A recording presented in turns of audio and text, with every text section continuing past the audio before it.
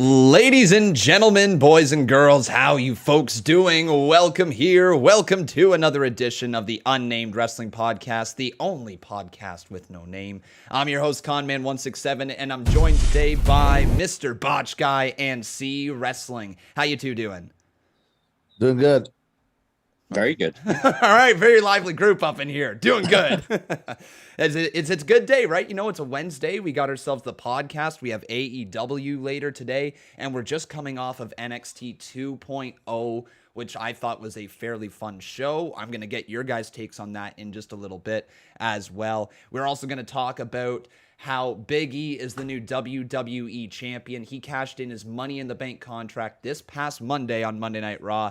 Oh man, it's been an exciting week. So let's start things off here, CWrestling. I want to take it over to you, okay, buddy? Because you were in the live chat last night here and there for the NXT 2.0 live stream, and I want to get your thoughts on the actual presentation of the show. So let's start with first thoughts. When you first saw it, what did you think? I love it. I genuinely love it. I think the studio aspect of wrestling is something we don't see too much now. NWA do it really well, and NXT kind of took it to a new level. I love the fact that the crowd are kind of sat in a circle, kind of adds sort of a close feel to it. The reactions from the fans was great. I think the presentation of the superstars was really good. I love the entranceway. Everything about it just looked good. I agree with that. And also, like you mentioned, the camera angle, like it's just slightly on an angle, a little more than like, I guess you could say a regular feeling show. Botch Guy, what were your first thoughts on the entire presentation of NXT 2.0? I loved it. I loved it so much to the point that like one day I think I might rebrand in a similar style on maybe one of my channels, because it's so vibrant, it's so engaging. I thought it was a really well done. I'll say this, like when they were in the ring, the way they set up the camera and how they set up the shots, it's kind of weird. It's like watching Oprah or something. Like there was like a little in between gap, and it was kind of like you're watching a talk show, but like they're wrestling in the rings. It's really odd. I really enjoyed it. A lot of cool stuff backstage. I like the fact that it seems to be like there are different locations for everybody's gimmicks backstage. I've been asking for that for ages in the WWE. It looks like they did that with NXT. Overall, I think it's vibrant. I think it looked great. I really liked the presentation. It was good. It was clean. It's probably the best way to put it. Just super duper clean looking, easy on the eyes. And I know a lot of people were nervous about the multicolors that NXT had. They weren't sure if it was the way to go, but after seeing the initial presentation last night, it's tough to argue with it. It really is. CWrestling. So we started off the show seeing some new characters get involved, and the first one is Braun Breaker, who happens to be the son of Rick Steiner. A little bit of confusion as to why they didn't keep the Steiner name, but your takes on Braun Breaker? I liked him. He looked really cool. I love the fact that he was almost dressed in the NXT colors. That was cool because you kind of invested in him immediately, because you go, okay, he's the guy they're pushing because he's literally the color of the brand. Yeah. That was cool. I am surprised they didn't use a Steiner name, but then is it a trademark that Scott owns? Maybe, potentially it could be. I never thought about that. I don't think so, but that's a good point to bring up. Botch Guy, do you have any ideas if the Steiner name is owned by someone else? No, I don't think that's the case. I think they want to have his own little, controlled name, just because they're obviously high enough that they're going to be pushing this guy to the moon. He's going to be going off against Ciampa, right? So I think they might see something more than a lot of people see, and from what I saw, was very good, man. He's athletic, big, good-looking guy. I was actually laughing about it the other day. Like, he kind of looks like a really happy version of Karrion Kross, and then I was also thinking like he kind of looks like a hybrid of like Mojo Rawley, but like more like interesting, like in every single way, because it's just the way he was smiling. No, I quite enjoyed the opening segment. I was a little perplexed with the win, but then after obviously what happened by the end of the night, it kind of made a little bit more sense. I will say this though, LA Knight, that guy, like if you put that, like everybody says, Cameron Grimes, all this stuff, put him on the main roster. I'm telling you, LA Knight is a better version of the Miz in like every single fashionable way. Okay. He's entertaining. He has a good look. He can wrestle. He's very good on the microphone. Literally everything he touches is gold. He's so good. I don't think enough people are talking about the guy, in my opinion. That's my 2 cents. Well, that's a fair point. He certainly is a impressive looking specimen. Is Braun Breaker, and LA Knight is a solid character. There's no doubt about that. CWrestling, I just want to transition over to you there. What's your takes when it comes to LA Knight? I know it's not really what we were talking about with Braun, but I want your takes on him. I like LA Knight. I liked him more in TNA. I think not Impact, what I'm talking about. I think NXT kind of needs to kind of hone his promos a little bit more and actually use them a lot more, because he's great on the mic. In Impact, they let him go all out. He had a whole button. He was doing the whole dummy thing. Yeah, so former Eli he's Drake. Got it. Yeah, that's it. Yeah. I think that he potentially could be like a Stone Cold kind of promo character. Wow. They've just got to use him for that. Wow, some bold statements here from Mr. Botch Guy and CWrestling, both very high on LA Knight, and that's just a fact of life. But when it comes to Braun Breaker, guys, I think this guy really does have lots of potential. And I saw throughout the episode of NXT, people were asking lots of questions as to why Braun Breaker wouldn't have been in the main event after he beat LA Knight in the opening match of NXT 2.0, and the random dude of whatever his face is, Von Wagner takes over in the main event. So let's jump from the first match to the last one. Another big debuting superstar is the aforementioned Von Wagner. So Botch Guy, what were your thoughts when it came to Von being put in this match, replacing Kyle O'Reilly? I thought it was the guy from the Tough Enough with the alligator gimmick. Just he lost a lot of weight. He got more ripped. Honestly, I didn't like his look. I thought he wrestled pretty well. He was nervous. You could tell he was nervous, but he missed a lot of spots. But that's fine. Like, it was his first big thing, main event. I was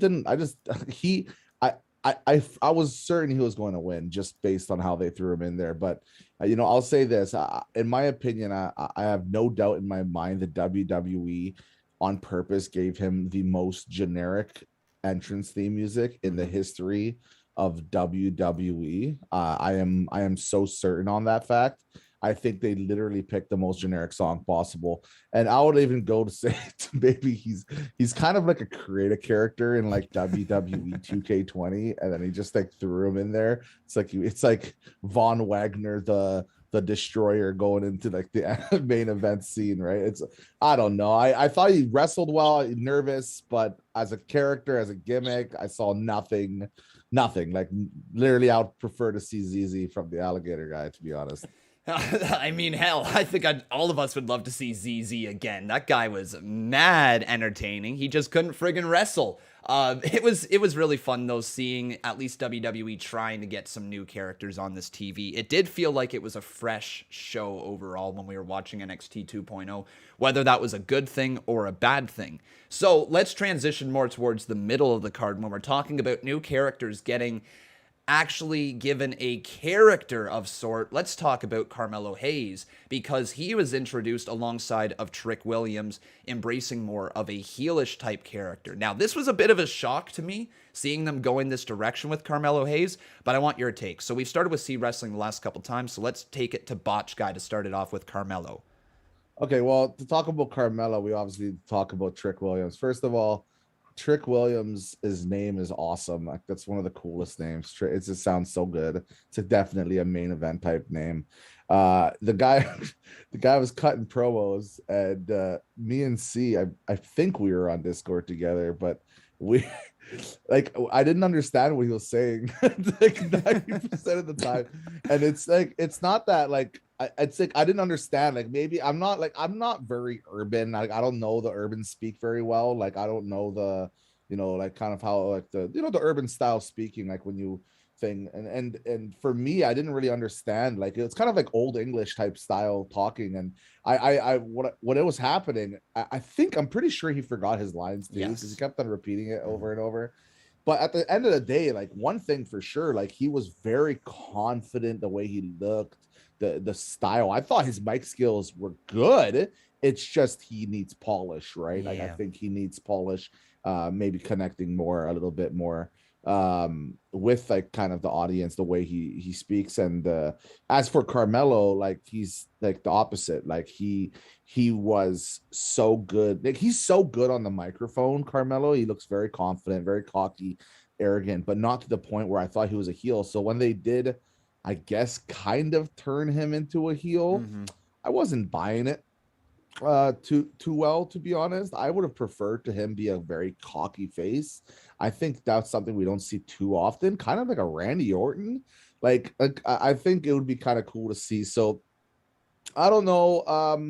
I think both of them, like I haven't seen, like he did do one move, Trick Williams. He did like a like a 360 spin kick, but without. And he didn't really land it, did he? Right. So like I don't know what that was. And then Carmelo did a cool move off the rope. So like I don't know. I was pretty. I think both guys have potential, but I actually really like Carmelo. Carmelo, man. I think he has some serious potential, man. Both these guys looked good, but I think Carmelo has some serious potential. But I wouldn't turn him heel. Well, we will see if this is in fact a heel turn or not. He certainly was exuding the arrogance, and Trick Williams feeling like he was the catalyst to turning him heel. Maybe it's not a full heel turn yet. Maybe there's more still to come in the future. Maybe this is a rivalry between Carmelo Hayes and Trick Williams and not actually a partnership. But I'm going to lean towards he is on the heel side of things. CWrestling, what is your thoughts when it comes to Carmelo Hayes and Trick Williams? I actually would turn him heel. I think, as Botch Guy said, the cockiness and the arrogance, the whole I believe I'm the future, the chosen one stuff. Yeah, let him run with it. Let him be the future. And you've always got a way then to kind of make Trick maybe a face in the future because they turn on each other. You've got a way to get out of it. And, you know, give it a shot. Give it a shot. There's not many big hills in NXT anymore, really. So let him be one. And like, again, when it comes to Trick Williams, it's totally him being the catalyst behind Carmelo Hayes turning because he has been a good guy up till this point. So I like that they just added that extra little layer. I think it could have been more effective if it was a more established name that was turning heel, but like, I don't know, outside of maybe like Toothless Timmy, who else could you really do it to turn him heel, right? So a new character thrown into the mix is not the worst in the world. I'll say this, like, the crowd was dead silent. Like they were so like, I don't know if they were silent because they didn't like it. I don't know if they were silent because of like they didn't understand what was kind of going on. Like I was confused. Like I was legitimately confused. Like I didn't understand what was going on. Maybe it's because I was distracted talking to C, but like I was legitimately confused during that whole entire promo. Even at the very end when he's like attacking them, he's like, okay, I kind of get what they're doing now, but I'm like, but it's not, is it a heel turn or not? Like, I don't know. Again, I'm still confused. I don't think the writing, I don't know if it was execution or if it was writing. I just felt like something was off on that promo. And I think the crowd agreed because they did, like, seriously, it's like a Morgan there. It was so quiet. It's tough to get invested in a character that says, I've got the gift of gab and proceeds to butcher the majority of his lines. It's a little difficult to get into that character. But again, this is not me knocking on him. I think Trick Williams will be giving another opportunity in that ring and on the microphone. But if he can't hang the next time and if he continues to run over his lines really quickly or whatever, he's probably not going to be given the stick too much more in the future. So he was probably just nervous, eh? Yeah, like, probably. He was just nervous. You know, nerves get to the best of us. So I'm assuming that's what it was. Because when he had his last sentence, I don't remember what it was. Like everybody was expecting someone to talk after that. They did a handshake, and they're like, "Oh, that was the end of the conversation." Yeah, it was so awkward. It really was. It was not the most fluid segment, but I think it at least established Carmelo Hayes as a player on NXT 2.0, which is the big deal. Yeah, CWrestling. Where was Odyssey? Well, he was in the wedding later. We will definitely get to that. But like, God, he should have kicked the. I guess he should have been on it. His energy alone, and there was more eyes watching NXT 2.0. I just feel Odyssey Jones was a missed opportunity to get him on that show. Like, plus his gimmick, man, with the colors and everything, it works perfectly. Like he could be the face of NXT 2.0. Yeah, I agree. CWrestling, I know you're high on Odyssey Jones as well. You want anything to add to him right here while we're talking about him? Yeah, I think he should have definitely been on the show. I think they gave him a good spot on the wedding where they kind of had him stood up, sort of pushing that man back down and stuff, and the fans reacted brilliantly to him. But it didn't really highlight him. So I think they should have given him a match. Agreed. Absolutely agreed. Let's transition here to not really a new character, but a new look for a character. So we saw a match between Casey Catanzaro and Caden Carter go up against Gigi Dolan and JC Jane. I am high on Gigi Dolan. I think she's going to be pretty big for WWE NXT. But this match ended in a DQ when Mandy Rose unveiled to the world that she is now a brunette. So blonde Mandy is no more. And now we have brunette Mandy Rose. Let's start with CWrestling. Your thoughts? I was expecting Botch Guy to upload a video as the old Otis crying at the fact that blonde Mandy was no more. I was waiting for it all night and he just never did it. Bocce, why didn't you do it? Brunette Mandy is very, very pretty. You know what? Mandy Rose is naturally just a very pretty girl. And she's apparently a very, very good girl behind the scenes, like very like respectful, kind. And I'll say this, man, like as a brunette, like she's very, very attractive. I would see brunettes are like one of those things because you can't really categorize a brunette. Like have you ever seen like people talk about like, oh, blondes are like the dumb ones, and I think it's all that stupid crap, right? Brunettes, like they have fire, man. And like my wife always talks about, I'm a redhead, don't piss me off, right? She always says that. And you know, when I saw Mandy Rose as a brunette, I'm like, damn, man, like she looks so different. It feels like she has a whole new like vibe to her, and all she did was basically change her hair, and she looked a little more aggressive. So I thought she looked great, man. I thought everything about it. I liked the aggression from her. I thought the promo or the way like she just looked was great. Everything, yeah, it was good stuff. At the top of Botch Guy's simp list, we know who it is now, don't we? Mrs. Mandy Rose. No, my if we're talking about a simp list for me, it's Dakota Kai is up there. It's like when it comes to the NXT stars, Dakota Kai, man, she is very, very, she's a very attractive young lady. Tell you that. There we go. We got Botch Guy, 2 people on the What's your simp Oh my list? God. And we got like Sasha, we got Carmella. No, one. Give me one. If you had to choose one simp from NXT, one girl from NXT. Oh, you two see. You got just one simp. Just one simp. What is one it? from NXT. Let's go Mei Ying. Mei Ying. Which one's Mei Ying? Leader of what's it called? Tien Shaw, the girl with the freaky deaky paint. Yeah, let's do it. I'm a little freak in the bedroom. Yeah, I'm gonna have to go with Casey. I think Casey Catanzaro. You know, Casey Catanzaro is cool too, man. She has a AJ Lee kind of vibe to her as well. I think she's cool too. Yeah, but Dakota Kai, man, she's a gamer too. So cool. Well, there we go. Just to point out in the chat, Ross Blocks has just named a con man's simplest for the main roster. Liv Morgan's bathwater. Okay, we got to talk about this. We got to talk about this. Did you This buy Liv bathwater Morgan's stuff. bathwater? No, CWrestling made a video, and somehow it's a running joke now that I drink Liv Morgan's bathwater. Let's set the record straight here, folks. He does. I've seen it. Yeah, on video. You should see him preparing for the podcast each week. It's just sipping on the bathwater. That's How do you think he has so much energy? It's the minerals from the simp water. How is this a thing? I've been getting comments for like the last 3 weeks about stupid bathwater or however long it has been since you posted that video. Goodness sakes. But yeah, Mandy Rose is a brunette now, and on top of Botch Guy's simplest, so that's good. We also saw Drake Maverick return. Second. We saw Drake Maverick return to NXT to get destroyed by Ridge Holland.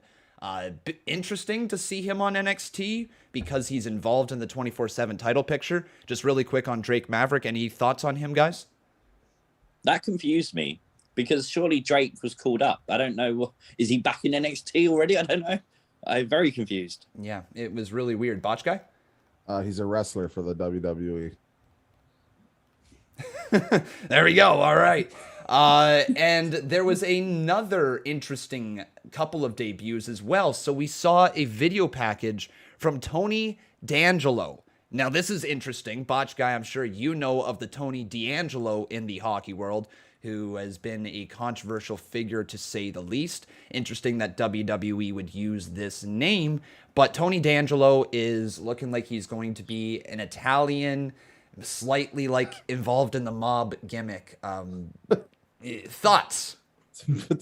It's when I saw it, I'm like, oh, it's a mafia gimmick. When was the last time we had a mafia gimmick in the WWE? And I had to go back, and there was, oh god, I forgot what it was, but there was a mafia gimmick back in the day in the WWE. If anybody can help me in chat, I actually had it the other day. I forgot what it is now. But anyways, it looks like it's a mafia gimmick. I was thinking Tony Soprano and stuff. Like, okay, so I need to ask right away, is that his actual accent, or is this a full-blown gimmick? Like, is he, because some people, like, I actually got a bunch of comments, this is racist. Like, yes. I actually got like a ton of comments, this is racism, you know, like, you can't be doing that type of stuff, while the WWE literally had pretended a guy was handicapped. But like, I'm just saying, like, I don't know. Is that his actual voice, or is this like a full-blown gimmick? I'm going to guess it's a gimmick. It didn't sound supernatural, the voice, if I'm being 100% honest. And also, I saw the exact same comments you got. I don't know. I'm not able to really make a comment based on that because I'm not Italian, and I personally would not be taking offense to that. But again, people obviously take things in different ways, and it might very well be insensitive. It might very well be a gimmick that rubs people the wrong way. So who am I to say if it's right or wrong for a gimmick? But it is on TV right now, and that's all that I can really say about that. CWrestling, your thoughts? Let me say one more thing. Back to you, Botch. Let me say one more thing. Like, I don't, like, when I saw it, I wasn't thinking at all racism. I was thinking like stereotypes, like, you know what I mean? Like, that's what I was thinking. Oh, you know, he's wearing the hat, right? And the hat's like the mafia type hat, right? And he's talking in the accent. I was thinking like it was just a like they were playing off a stereotype more than like full-blown racism. Like, of course, it was definitely insensitive, but he's probably going to be a heel, right? So like, I've seen like way worse in the WWE, NXT, and AEW than this. But if people are offended, they have every right to be. And his name is Tony D'Angelo. That's not going to last on to the main roster. Yeah. I think that's going to get changed probably within a week or two, maybe a month. Let's just say it's a controversial name. That's all. But anyways, yeah, go ahead, C. You're up. I agree. I don't think it was racist at all. I kind of liken it to actors. Actors portray different roles and different nationalities all the time. So I think the stereotypical stuff, yeah, definitely. Were you saying about renaming him though? I'm sorry, they're going to rename him Fat Tony, aren't they? Oh my god, they really are. You know they are. Oh. Tony Sop. They should name him Tony Sop. You guys, your brains are running wild with this one. Yeah, like, it's totally one of those things that I also will go back to saying that I agree. It's not a racist gimmick because it's not a race. It's totally all about, is it over, I guess basically the best way to put it, is it insensitive towards Italians? And just straight up, some people will say yes, some people will say no. I want to link in it too if there was all of a sudden this gimmick of a Canadian who was camping out in an igloo and riding his pet polar bear to work every single day. Would I take personal offense to it? No, but I'm sure there would be some Canadians that would as well. Fun to do. Right? I want to see the Mountie return on a polar bear. Can I ask you a question, C? Or both you guys? Yeah. So how many weeks until he holds a Tommy gun in his hand? I'm just curious. Oh, that's going to be his tag team partner, isn't it? Tommy Gunn. God. Tommy Gunn. Oh. Oh my God. That would be brilliant. This has to happen now. Yeah, if they don't do that, actually, I'd be very disappointed. I'm just trying to think of like famous mafia names, and just see what kind of names they could go with. Oh, but like, man. they should do like parodies. Like Tommy Gunn is so good. Like you gotta have Tommy Gunn in there. That's great. That's like one of the best names I've ever heard, and like just it needs to happen now. Bugsy, you got Frank Costello. Holy cow! I just want all of this now. Can we be writers for WWE? Like, come on, let's book it. Man, great names though, guys. Great names. Let's continue on though, talking a little bit more about NXT 2.0. We're gonna jump all the way ahead to the Diamond Mine, who had a brand new superstar in their, I guess, group. What was her name again? Ivy something. Anybody remember that one? Ivy. Poison Ivy. Ivy Nile, there we go in the live chat. Thanks, Cubs fan. Ivy Nile, who was jacked. She looked great being a part of the Diamond Mine. Thoughts on her, CWrestling? She kind of reminded me of Layla Hirsch from AEW. Mm-hmm. Everyone was saying Rhea Ripley, and I was looking at her thinking Layla. That the fact she was very small, and she looks like she can go. She looks like she can just bite your head off in a moment. So, yeah, I'm interested to see what she can do. I think she's a little Spitfire, which is actually her nickname, I believe. Spitfire or Pitbull on Twitter. One of the two. I might be wrong. But Botch Guy, your thoughts on her? Okay, so I have a few things to say about her. Let's get to the things that don't really matter as much. Like, I think her look is awesome. Like, really awesome. The chains around it. You know, she kind of remind me. I know this is gonna sound really weird, guys. Don't take it out of concept or out of context, but she kind of looked like a female Brock Lesnar. Like when I saw her, I'm like, she's ripped, she's big, she has the short cut, but like the you know, it's kind of like a ponytail on the back. Like she just looked like she could like absolutely destroy me, like beat the living bloody hell out of me. She could. So I love that aspect of it. I haven't heard her talk yet. I think she's extremely attractive lady too, which is always, you know, it doesn't hurt, right? I think she looked really, and she had good presentation. I quite looked like I when I saw her, like I think she stood out more than probably everybody except for one guy on the Diamond Mine, and that's saying something because they've already established a lot of these characters. So no, I think she's really cool. Yeah, she is an excellent addition to the Diamond Mine as like a presentation look, because with the Creed brothers back there, they got the size. With Roderick Strong, they had the established face. They've got this trainer guy. They got Malcolm Bivens on the microphone, but it kind of lacked the star power or the star look. And I think more than anything, she adds that star look to the Diamond Mine. Would you agree with that, CWrestling? Yeah, I agree with that. Yeah. And I think it also allows them to do more, because you can't book the Diamond Mine every single week on NXT. But if you have them across every division, then you can. If Roderick Strong's going for the Cruiserweight title, or the Creed brothers are going for the tag titles, or Ivy's going for the women's title, there's a reason to keep Diamond Mine on TV. So I love the idea of having women in factions. I think it's a really good idea. Great stuff there with the Diamond Mine. Let's transition to the main event match of the evening. It was Tommaso Ciampa defeating Pete Dunne, Von Wagner, and LA Knight. Tommaso Ciampa is now the NXT champion again. Him and Goldie are reunited after over 900 days apart. What a great moment to end the match part of NXT 2.0. Botch Guy, what was your reaction to this match? Hey, do you mind if I say one more thing about her? Yeah, go right back. So I just looked her up. So she was on the show Titan Games, and she stood out in there. She's a former MMA fighter and a massage therapist. She's competing for her sister, who's a cancer survivor. Oh. And her like Titan Games training was insane. Apparently, like she's like an ultimate, you know, kind of the Casey Catanzaro, right?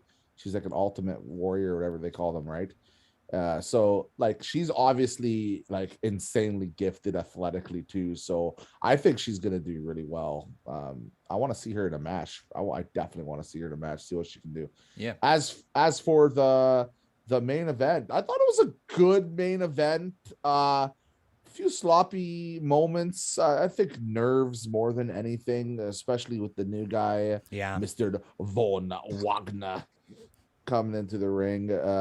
I thought there was definitely some nerves going on there, but I thought he overall did a pretty decent job, no doubt. Like, he didn't look completely out of place, except for his entrance music. Yeah. I thought they had a good back and forth, and the winner did surprise me. I did think they were gonna go with Vaughn just because of kind of how he came out, but it looks like they decided to bring the gold back to Ciampa. And the thing about him is, like, I feel like he's one of those people that need the title to be like successful. Like, it's not that he's not talented. He's insanely talented. He has a good gimmick and look, but he's different with the title than without it. There's certain wrestlers that are different with the title, like the Miz. I feel like the Miz is different with the title than without a title. I feel there's certain wrestlers that they should have a title. They just shine when they're champions, and Tommaso Ciampa, like you said, he shines more when he's a champion as opposed to not being a champion. CWrestling, your thoughts when it came to this match? I love the outcome. I think the fact they introduced so many new people last night was potentially detrimental to him, because if you're tuning in and you're going, well, who are these people? You potentially have the ability to turn off.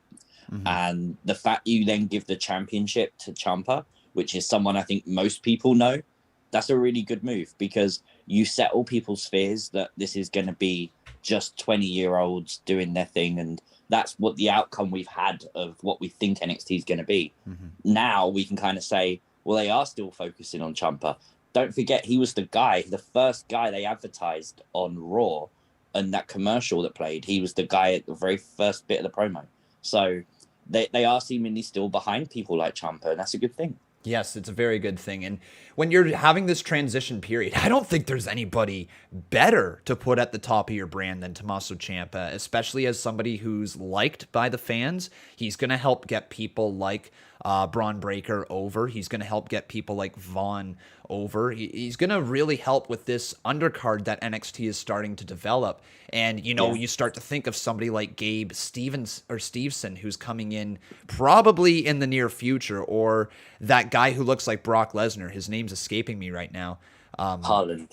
No, not Ridge Holland. The other guy that's not No, on TV. Holland. His WWE name will be Holland, Parker Bordeaux. Oh, will it? Holland? Okay. Yeah.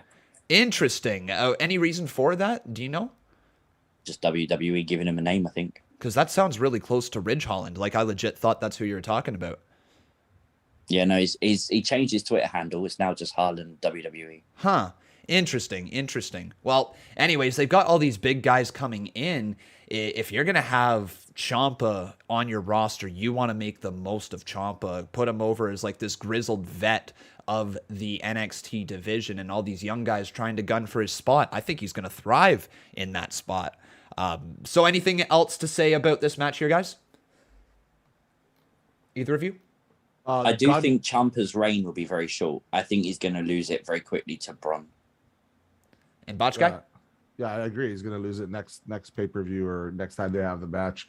Gunnar Harland is his name. Harland. Okay. Gunnar Harland. Interesting. Gunnar Harland. I like that a little bit better. I thought it was Holland or something like that. Never mind. Now never mind. It's now just Harland. Yeah, I think they got rid of the Gunnar part. Okay. Yeah. With an R. Okay. Would have probably preferred just Gunnar. Yeah. Well, I would have preferred Parker. Man, I would have preferred a lot of things, I think, but who knows with WWE what they're going to end Parker up on. Bordeaux. That's a cool name. Oh, man. That's his real name, right? That's a cool name. Yeah, there's the reason why. WWE loves to trademark their own name. Just call him Bordeaux then. Seriously. Now we've got ourselves the true main event of the evening, a wedding. It was a lot of fun. I think this might be the best damn wedding WWE's ever had. And yes, I'm talking about Miss Elizabeth and Randy Savage. Yes, I'm talking about everyone in between. Eddie Guerrero, Vicky Guerrero. Like, this was so much fun. We saw Dexter Lumis say his first words. We saw Odyssey Jones get involved. We saw Austin Theory say they're in a ring when they were asked to give the rings. It was just freaking hilarious. So, Botch Guy, let's start with you. What did you think about the wedding? The best wedding ever was AJ Lee wedding with Daniel Bryan when Vince McMahon music hit and everybody thought he was gonna be the one marrying AJ or whatever. Thought that was funny. I thought it was a great wedding. I really enjoyed it. I thought there were some funny scenes. Austin Theory for some reason really made me laugh when he said, "We're in a ring," right? I thought that was super funny. The choking out part of the minister, whatever. I thought it was kind of funny, but like I kind of saw something. Like I think some jokes fell flat, like the knife or like the tomahawk or whatever with the him. Oh, you didn't like that? Everybody putting their hands down. Like I thought that fell a little bit flat, but I love the guy who screamed out his name or whatever, and then Odyssey Jones, took him out. Yeah, the hatchet. Odyssey Jones took him out. I thought that was really funny. And then I like how they did it with the like he didn't say anything. The thumbs up was pretty good. Yeah. And then of course he said the words. It was weird. It's weird. I know it's gonna sound super late. I actually teared up at the very end, like small little tears. Like I was actually so happy. And I'm like, first time in WWE, they actually had a pretty cool emotional moment. I'm like, that was nice. So I'm curious where they go from here now. Like, are we gonna go on their honeymoon? Oh my God, yeah, it needs to be a honeymoon now. We need the videos of the honeymoon. We need the videos of like Johnny Gargano and Candice LeRae trying to break them up once they're married, and like this needs to go on for another 4 months. Like keep this rolling. I thought Johnny Gargano was like at the beginning. It was okay, but like I think he overtalked a bit. But then later on, like it started to get really funny with him talking with Austin. So I don't know. I thought it was a good out. I would probably give the wedding a solid 8 out of 10. I thought it was entertaining from the very beginning to the end. Weird moments, but yeah, 8 of 10. I'll go with 8 out of 10. Fun stuff. You asked where he's possibly going next. Maybe after the honeymoon, we see Dexter Lumis, Indy Hartwell, and The Way go up against Hit Row. Maybe we get to see like a bit of a matchup between them, and seeing Dexter go up against Swerve Scott for the North American Championship. That might be the direction. But CWrestling, your thoughts on the wedding? I agree with Botch Guy. I loved it. I think I know roughly how they're going to get out of the wedding. I think they could do a story with Beth Phoenix, because they've put her in this role for a reason. For weeks, they've had her almost like she's the mother figure for Indy Hartwell, and that came out of nowhere. Mm-hmm. And I think they've built it so, she was ordained online. She gave the website and stuff. Someone could very well come out in the next few weeks and say, that's not legit. You're never ordained. The wedding's never official. And then Indy turns on Beth because of that, potentially, meaning they were never married.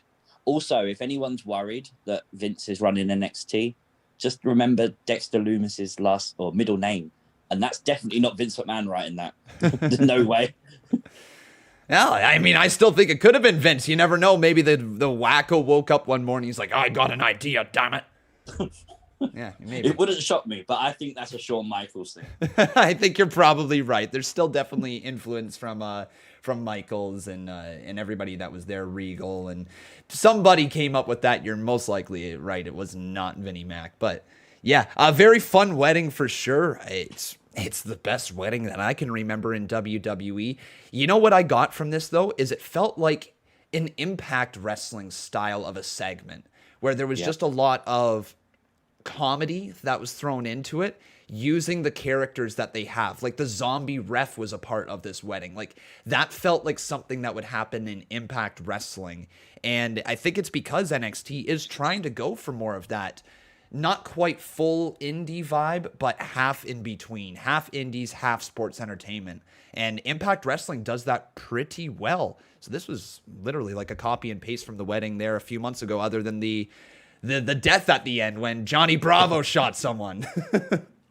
I'll say this, like with the whole feel of the way they're doing the show, it's definitely a completely different show than what they were doing before, to the point of before I felt like they were kind of grooming guys with the same gimmicks to go to the main roster and then have them see if they could be successful. Now I feel like it's literally just development of new people, have the older guys put over the new guys and get them to the point where they could potentially debut in the WWE, but it doesn't have to be that same gimmick. It could be anything.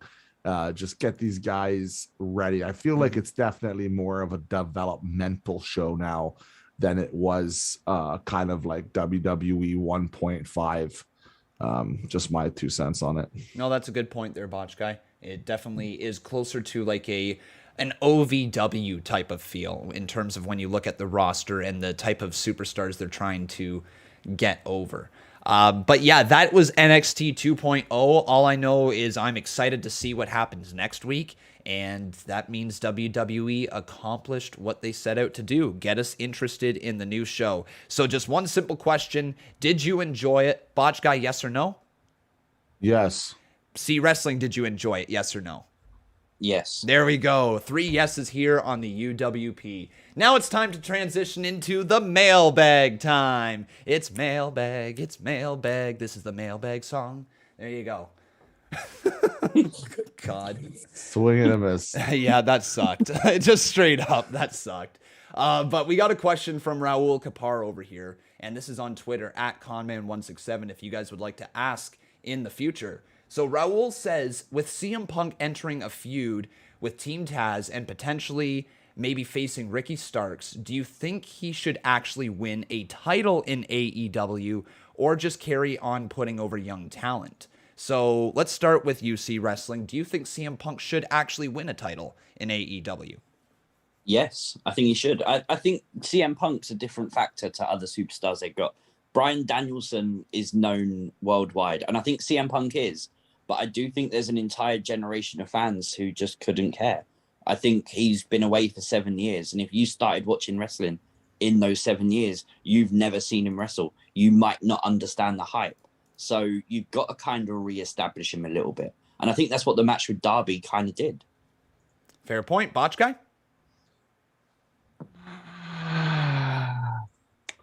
No, I don't want to see him have any title. I just want him to start putting over wrestlers, have him win here and there. But I don't want to see him have a title anytime soon. I think you could do enough feuds with CM Punk without having any sort of title involved, just by who they're going against. So I would actually disagree. I don't think you don't need a title on CM Punk. CM Punk, the name is big enough. Like I'm eventually could put something on him, but I don't like I would say the first 6 months to a year, I would keep the title off of him or away from him. Yeah, I gotta agree with you guys. I think you gotta. Well, for the most part, I agree with you guys. I don't think a title should be put on CM Punk for, like you said, Botch Guy, for another 6 months to a year, even past that, if they want to put a title on him. But I think you got to have him in title matches. I think you got to have him go up against Kenny Omega at some point for the AEW World title and have Kenny Omega beat CM Punk. Because in the long run, the goal should still be with AEW to get Hangman Adam Page over as your number one guy. To do that, you're going to have to build up the heel in a mega way. So Bryan Danielson, Kenny Omega should beat him. CM Punk, Kenny Omega should beat him. Like, he's already beat Christian Cage. So this has to be the continued direction for AEW, in my opinion. But the second part of Raul Kapar's question is, who would your dream opponent be for CM Punk in AEW? Botch Guy. For CM Punk? Yes. Dream opponent. The problem I have is that CM Punk, a lot of people said that, and see, I know this is going to be a very controversial take. I'll let C talk about this after, because something tells me it might be similar, but I don't think the CM Punk match was as good as people say it was. I would actually go out to say that he was absolutely exhausted after like 5 minutes into the match, and he had like 7 or 8 rest holds in like the first like 15 minutes of the match. I'm not saying it was bad, but like nowhere near the peak of CM Punk. Now that being said, I do feel he'll get better as his conditioning goes up, and he starts working with these guys a little bit more, and of course it's going to get much better and he'll be fine. I have no doubt about it. He's a hardworking guy. Now, dream opponent, if he could get back to the old CM Punk when it comes to technical wrestling, seriously, I would love to see him go one-on-one with a guy like Kenny Omega. Like, I know it's a pretty obvious choice, but like, is there anybody else? Like, I want another guy. I'm thinking maybe MJF just for the promos. Yeah, would be a lot of fun. Yeah, I think those would be cool. I think those would be cool. Yeah, I'll go with those two guys. CWrestling, do you have some dream opponents for CM Punk in AEW? I think the list is obvious. You know, you've got Omega, probably Cody, and stuff, people like that. But I'm going to go out on a limb and I'm going to say Bray Wyatt. I think if Bray goes to AEW, as long as he's telling that same kind of story he had in WWE, then CM Punk's the number one target. Like, from the days when he was Husky Harris, there's the story right there. So you've got a story ready made. Go and tell it. Oh, I don't mean to interrupt. The ratings for NXT just came out like 5 seconds ago. Oh, all right. Breaking news here on the UWP. Right, so Brandon Thurston, which is a cool name, of WrestleNomics. If you guys don't know who this guy is, he's awesome. You should definitely go sub to him. He reports on Tuesday's episode NXT drew 770,000 views, which is well up from last week's 601,000. So the NXT 2.0 got about 170,000 of a bump. Interesting. That's not bad for a show that was really only built off the idea that it was being rebranded. There was nothing announced for it, really. It's not bad. And then you said there was something with the AEW ratings last week too. What did Rampage pull in there, Botch Guy? You said it's been dropping. No, it's bad. 690 or 670 or 670,000. Like, you have to understand, it's not that it's a bad number per se when it comes to a normal AEW Rampage show. The problem is they have CM Punk now. They have Daniel Bryan now. They have big names, and when you have these big names and you don't see a bump and you're losing ratings, and it's still really fresh, like a week, 2 weeks, right? You would expect to have some serious bumps, and they're not happening. Other than that Dynamite that was a pretty good. But again, like these, me and C, we talked about this too. Like, how, like, the bumps for the ratings, I'm sorry, they just came off one of the greatest pay-per-views in the history of wrestling, not just AEW, but wrestling. It was unbelievable. The hype was there. It matched up to the hype. It exceeded the hype. It was amazing. And then the next week on Dynamite, they pull 1.1, maybe 1.15. Like, after such a show and such a moment, and having Cole and Bryan and Punk, like, and obviously all the main guys on there, Kenny Omega, etc., to pull only 1.15, like, I feel like, okay, this is not the bump I thought they were going to get. And it's like the hype's over now, right? Now it's like, can they sustain? I think next week's AEW Dynamite is going to be a very big indicator if Daniel Bryan and CM Punk are actually draws or not. Interesting. Yeah, I mean, it's hard to argue with the points you just said, right? If you're looking at strictly numbers, it's tough to argue with. In terms of what they actually got for their show and what they can actually draw money-wise from those performers, I think it's still a win, and they still are absolutely a draw. But yeah, you're right, man. In terms of actually drawing viewerships, we will see if it ever increases with AEW, if they're ever able to break over that 1.5 million mark to compete with Monday Night Raw on a regular basis. I know they just recently beat Monday Night Raw in the demographics for 18 to 49 male, I believe, or whatever that demographic is that they're trying to go after. So that's at least a tiny minor win for Dynamite. But yeah, you're right. They deserve probably bigger bumps in viewership than they're getting for the amount of stars that they have on their show. I didn't ask this throughout the show today, so just jumping in here, we had Big Sorry, I need to interrupt you. I screwed up. Okay, so it wasn't 1.1, it was 1.3. So that's a little better. Well, that's a way better number than I thought. Okay, so I do I do take that back. Actually, the number is 1.3. Still, though, it's not over 1. 1.5, and I see where you're going with that. Like, if they're going to be putting in that much money to the show, have that type of star quality, it should be beating or at least competing with Monday Night Raw's viewership right now. Yeah, but the Rampage was down. But I just wanted to clarify. Fair enough. But like going back here to Big E, because I have not brought that up here today. One of the biggest moments in wrestling this week. Big E is the new WWE Champion. He cashed in his Money in the Bank contract. What a moment. The entire show was built around Big E. Will he cash in? He was saying he will, but we were obviously still wondering if he was going to cash in. So very briefly here, CWrestling, what were your thoughts when it came to Big E and becoming the new WWE Champion? It was such a good moment. I actually love the fact he tweeted his intentions out, because you instantly started the conversation of, is he going to cash in? When he kept saying, I intend to cash in, you think, oh no, he's not. Something's going to happen. He's not going to be able to cash in. And when he did, and when he won, like when Lashley hit that spear, you thought, oh no, they're just going to do it for a ratings pop. They're going to have him lose. And then when he's kicked out, like the crowd popped. The crowd knew that was the moment. And when he hit the big ending, boom, the crowd went wild. And do you know what? He deserves it. That was such a good moment. And I just want to see Xavier Woods now turn on him to take the title. Oh, man, like we've been talking about a potential New Day heel turn since Kofi Kingston won the WWE Championship. And then when Kofi lost the WWE title, everyone was speculating around Kofi turning heel because he grinded up the pancake in his hand and he was pissed off. And now all of a sudden we are getting all the way down towards when Bobby Lashley and MVP were starting to get into the ear of Kofi Kingston and making him question his loyalty to the New Day. But one thing that you are absolutely right about is that Xavier Woods has been left off to the side in this conversation for a while. And if there ever is a moment to happen, that would be an epic heel turn down the line. Botch Guy, your thoughts on this WWE title win?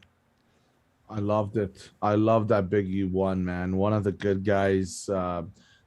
Everything you hear, and you can just know when a guy has a good vibe about him and deserves that moment. The fact that he won, like, everybody was happy for him. I haven't heard one negative comment from anybody, so that's nice. I thought the moment was special. I thought it was a good reaction from the crowd, and I'm curious where the storyline goes now. Will Xavier Woods turn? I think he will. I don't know when.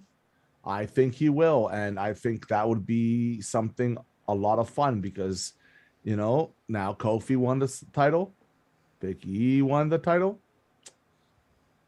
Maybe they start a jealousy angle.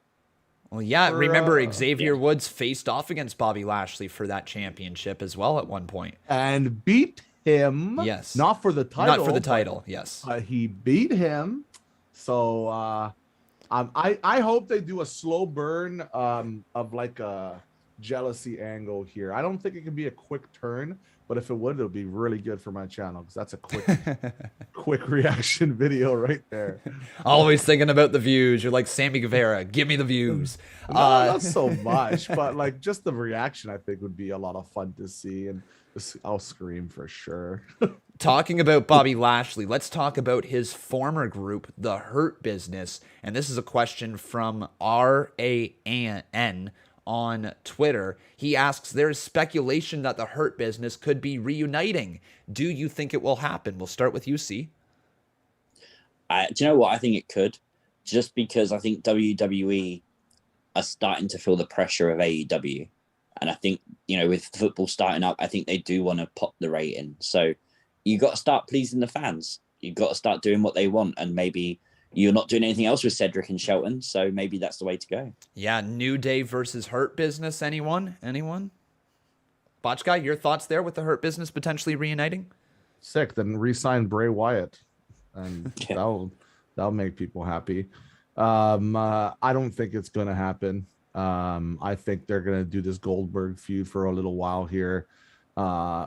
It's the Saudi Arabia setup, right? Mm-hmm. It's going to happen. And then Goldberg can get his win there, ascending Bobby Lashley to the abyss. And then he'll find something else to do with his character. But it's gonna happen. Goldberg's gonna win. He's gonna put his son over the shoulders, and it's gonna be a special moment for everybody watching. And yeah, that's what's gonna happen. I don't think the Hurt Business is coming back. I just don't see it. Why it's just like, it feels like such a cop out if they bring it back. Oh, he lost. Okay, I need the Hurt Business. I need even if it's not the same Hurt Business, but can you imagine? I just couldn't do this without Cedric Alexander and what's his name? Shelton Benjamin. Like, that was the missing key, right? Like, I just don't see it. Unless they add some new guys. Maybe I heard some NXT guys are looking for work. Maybe throw a couple of them on the Hurt Business upstairs. So I don't know. We also have Survivor Series coming up in the future, so we might see the New Day versus the Bloodline at Survivor Series. Hell yeah. That would be really fun if they really wanted to go in with that. Put the tag titles back on Kofi and Xavier and have the battle of Bloodline versus New Day. I think that could be really fun. If you're doing a slow burn for the Xavier Woods, that could be a nice moment at the very end to have the turn happen. Oh, that would make Survivor Series feel huge, wouldn't it? That would be cool. Yeah. But lots of stuff that they can go in many directions with Big E becoming the WWE Champion. So congratulations to Mr. Big E Langston.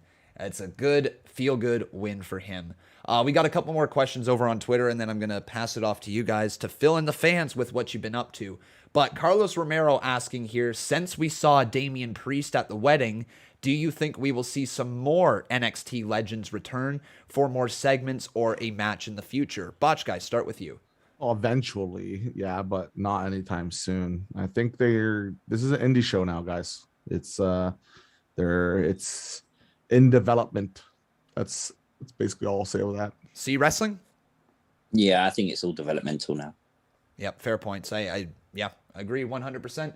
And I think this is the last one right here, guys. From Jacob Odin says, when do you think Edge will return to close off his feud with Seth Rollins? WrestleMania. Wow. All the way in WrestleMania. I know people want it sooner. Hell in the Cell, I'm hearing a lot of people want it. Hell, I want it at WrestleMania. Give me a WrestleMania. That's my WrestleMania moment. Okay. All right. CWrestling? I think December. Any reason? Because I think, Edge versus Seth Rollins, TLC. That's cool. That's cool. You want a stipulation match? That is the stipulation match for Edge, isn't it? So that's cool. And then the last thing here before. What about you? For me, I think Hell in a Cell is probably the time they're gonna go for it. Different answers. Yeah, I think Hell in a Cell. Just because of the feud that they've been having, it seems right to close it off inside the cell. But I love the idea also of TLC. That's a really nice little tip of the cap to Edge. Haven't they already done Hell in a Cell's pay-per-view?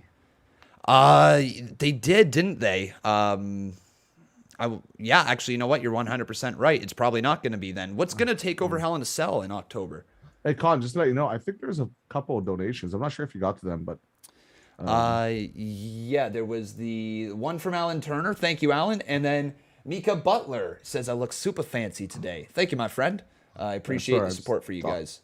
Just thought I'd mention that. But yeah, I guess you're right there, CWrestling, with Hell in a Cell being earlier this year. I didn't really think about that, actually. What do you think will end up going in October's pay-per-view slot? Well, so far, they've only got Crown Jewel advertised, haven't they? Yeah. So maybe that's it. Huh. That would be kind of strange. Crap, yeah. The Undertaker. Just the Undertaker? Retirement party again. Another retirement, yeah. End of Survivor Series again. Who knows? But yeah, I totally forgot Hell in a Cell was earlier this year. So I love the idea of TLC. That's now my pick again. I agree with you, CWrestling. Just flip-flopping con over here. But let me fast forward here to you guys. What do you have coming up on your channel? What do you have going on? All those things. Start with you, Botch Guy. Nothing. Really, guys. I'm just the usual stuff. I don't have anything crazy planned for this week specifically. Just the usual. Not usual reactions, videos, any botches, if they survive YouTube. And basically, yeah, that's about it. Go check out my channel, leave a sub. I have a backup channel as well beyond the botch, but not a very exciting Botch Guy channel. I'm not really putting myself over very well right now, but pretty boring week for the Botch Guy. But yeah, it should pick up in the next couple of weeks here when the pay-per-views and the storylines kind of I don't know, kind of like stabilize themselves. I think there's some fun things that Big E is going to be doing, so should be some good stuff. Yeah, follow my Twitter at least. That would be nice. Let's put you over more than that. Guys, he's got great content. Go subscribe to the Botch Guy. Great stuff over there. My Most exciting stuff in the world. Doesn't matter how much he doesn't put himself over. It's exciting as hell. Go watch it. CWrestling, talking about exciting content. What do you have going on? So I've just literally, as we started this podcast, put up a Bray Wyatt video. And I've got Things You Might Have Missed Smackdown coming out Friday. And then hopefully a video over the weekend as well. Awesome. So there is more content for the community to go check out over on CWrestling's channel. Like you just said, new video over there. So make sure you guys go check it out. Their links are in the description below if you'd like to check them out on their actual channels. You can follow them on Twitter. Botch Guy, what's your Twitter? Botch_guy. And CWrestling, what's yours? At CWrestling UK. Give those guys a follow. And thank you very, very much for watching here today. If you would like to continue the discussion, you can always join our Discord server, which is available in the description below. We're also now available on Spotify, so if you'd like to listen to just the audio version, give her a listen back. It will be up there later today. But thank you very much for watching. Botch Guy CWrestling, it's always a pleasure chatting with you. Where's your hat? My hat? I left it downstairs, and I was too lazy to go walking for it, so you got a no-cap con here today. My God. I know, right? Lazy as hell. It's literally sitting downstairs. I like the style you got going on there. You have that nice little curve. You like my little flip here at the front? You need to put on one of those little mafia hats. Will that put me on the top of your simplest? I don't think there's anything that would put me on the top of my simplest. Oh, come on. What if I did a little dance? Yeah, the dance would help if you do it literally right now on camera for 20 minutes. Oh, for 20 minutes? Nah, screw you, man. I don't want to be on the simplest that bad. I don't have a simplest. Everybody, like, is one comment. Yes, there's some attractive females out there. Sue me, okay? I'm sure you guys think the same way about certain wrestlers, okay? I know a lot of people that have crushes on Alexa Bliss, for example. I'm not gonna name names. Hey, don't look at me. I'm a Liv Morgan sim. I have to admit that every day of the week. That's true. That's true. He drinks her bathwater. No, that's me apparently. Good God. Well, everyone. See how defensive he was when he thought someone else could be drinking it. I'm not letting him end this yet. Listen, do you know how funny it is when I'm randomly get a notification and the notification is Liv Morgan drinks bathwater or something? I was like, damn, CWrestling is desperate for content this week. Like, there's nothing to talk about. And then he posts, I'm like, that's one of the best videos he's made in weeks. So good. So funny. If you guys don't know the video in what we're referencing, it's the drink bathwater video over on CWrestling. Look at me put you over, see? Yeah. No. Good Lord, guys. This is not how I thought we were ending the show, talking about bathwater again. Get a hat, man. That's no cap. Thank you guys so much for watching. I hope you enjoyed. Make sure you leave that like on this video. Make sure you're subscribed. And again, go check out all their channels. It's available in the description below. Take care, everybody. Have a wonderful night. And we'll see you guys later for AEW. That's the UnNamed Wrestling Podcast, the only podcast with no name. Bye.